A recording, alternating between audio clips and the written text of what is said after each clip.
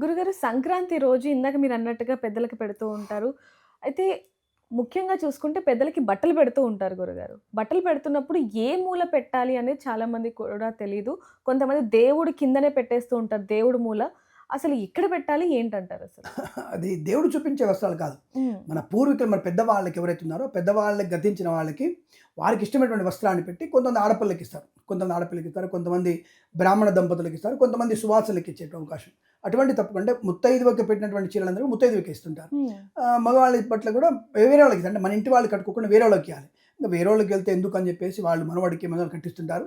అది మనం మన వాళ్ళకి ఇచ్చేది మనం ధరించడం కన్నా ఇతరులకు ఇవ్వడం వల్ల సంతృప్తి పొందే అవకాశం ఉంది. కాబట్టి ఆ బట్టలు ఎటువైపు పెట్టాలనేది అంటే తర్పణం ఇవ్వడానికి దక్షిణ ముఖం ఉండాలి మనది. మన ముఖం దక్షిణానికి ఉండాలి తర్పణం ఇచ్చే హ్మ్. సమయంలో. హ్మ్. కాబట్టి మన పెద్దవాళ్ళ ఫోటోలు ఎటుంటాయి? ఉత్తరానికి చూస్తూ ఉంటాయి. దక్షిణం వైపు అంటే దక్షిణ గోడకు పెడితే ఉత్తరం చూస్తారు వాళ్ళు. అవును. మనం దక్షిణ ముఖానికి తర్పణం వదిలిపెట్టాలి కాబట్టి దక్షిణం వైపే వాళ్ళ పటం దగ్గర మనం వస్త్రాలు చూపించి, పుత్తలు చూపించే ప్రయత్నం చేస్తే సరిపోతుంది.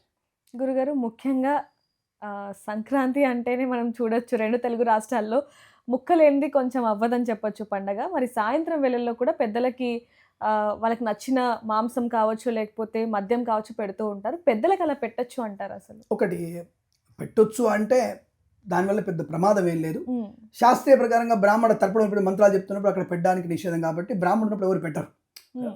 కొంతమంది ఏంటంటే డబ్బులు లేవండి తర్పణం ఎట్లా చేసుకోవాలంటే చేతిలో నీళ్లు పోసుకొని నూనె వేసేసుకొని నల్ల నూనె వేసేసుకొని మీ నాన్నగారి పేరు మీ తాతగారి పేరు మీ ముత్తాత గారి పేరు చెప్పి స్వధానమస్తర్పయామి స్వధానమస్తర్పయామని ఒక 3 సార్లు పేజీ వదిలిపెట్టుకుంటే సరిపోతుంది. ఆ తర్వాత మీరు మాంసం వాళ్ళకి ఇష్టమైన పదార్థం అంత తృప్తి పడతారు.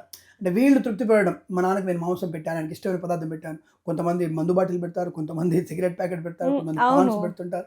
సో ఇవన్నీ కొన్ని ఉంటాయి. ఇప్పుడు మా అమ్మగారి కార్యక్రమం మా అమ్మగారు పాన్ తింటారు. మా అమ్మమ్మ గారు బతుకున్నప్పుడు మా అమ్మగారి కార్యక్రమానికి వచ్చేవాళ్ళు. అంటే మా అమ్మగారు ముందు చనిపోయారు.